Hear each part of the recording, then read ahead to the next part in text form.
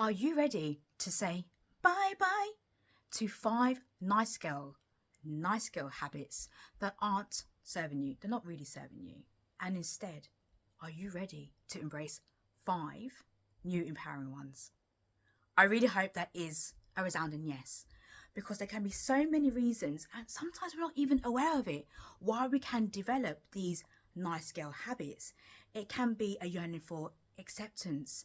There can be a fear of conflict. Sometimes there's this societal pressure to please and also to conform. There can be a lack of assertiveness. Maybe there's not been enough training or experience in that area, and the need for constant external validation. Also, to take into account our upbringing and also any cultural norms. So there's so many reasons why we can fall into the trap of having these nice girl habits, which I'm going to explain to you a bit more about in this video. The great news is that we can change these habits and behaviors. Hi, I'm Teresha Young, relationship master coach, and welcome to Real-ationship Talk. And I am now going to share with you 5 nice girl habits that all women must break with no judgment. This isn't about you now blaming yourself, guilt tripping yourself, or going into periods of shame. Because now you are equipped with this knowledge, you have the choice to embrace 5 new empowering habits that are going to help you on your dating and relationship journey. And after this video, you are going to want to watch another one of my videos, which is in the Real-ationship Talk playlist, on 5 key traits that make you irresistible to your date or partner. So take note of that one. Okay. Habit 1 is to move from being a yes woman to a confident communicator.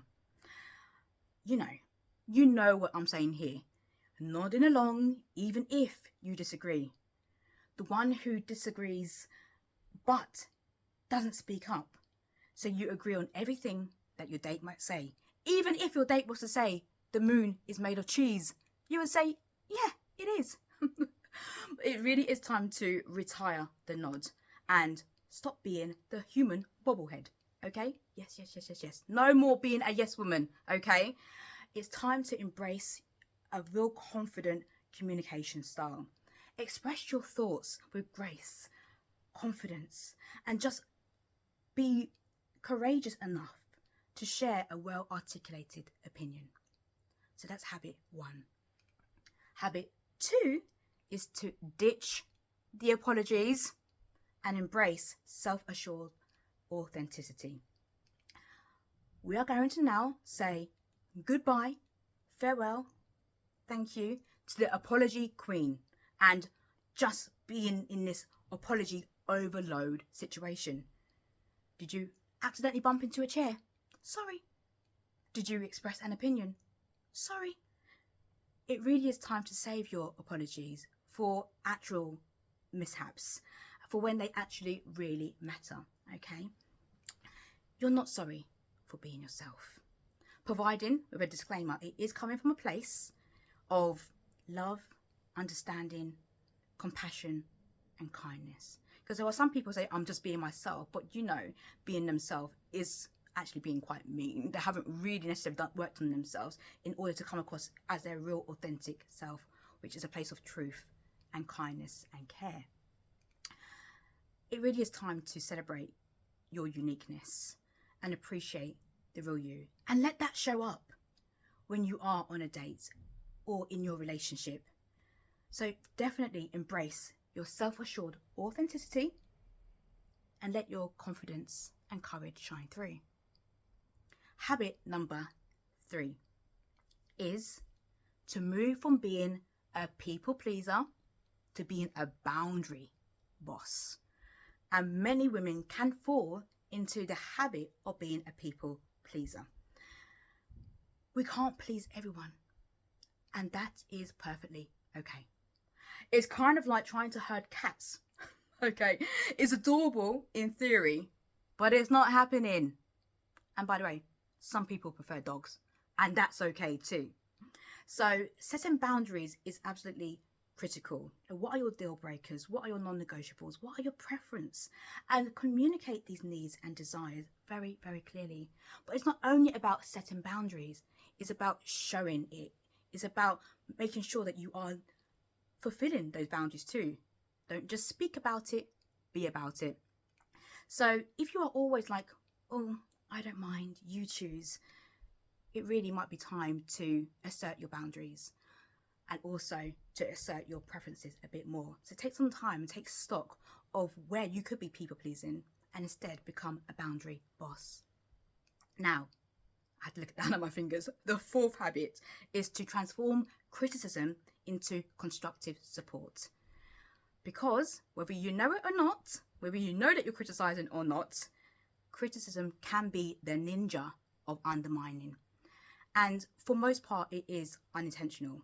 It can be easy to fall into the trap of pointing at somebody's flaws, their mishaps, highlighting mistakes, often believing as well that it's going to help them.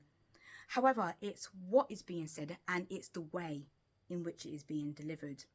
So remember to strike that harmony between giving some constructive feedback and the way in which it's said, if necessary, not just to say, oh, you said something wrong or you wrote that wrong, just really undermining somebody and could be making them feel bad about themselves. So think about what it is that you are saying, the way that you are saying it, and be a source of encouragement, of celebration for their successes and also their achievements.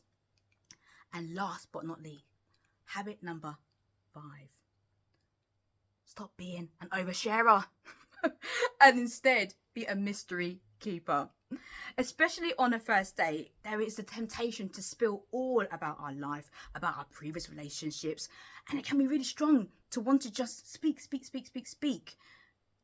It's time to press pause on oversharing.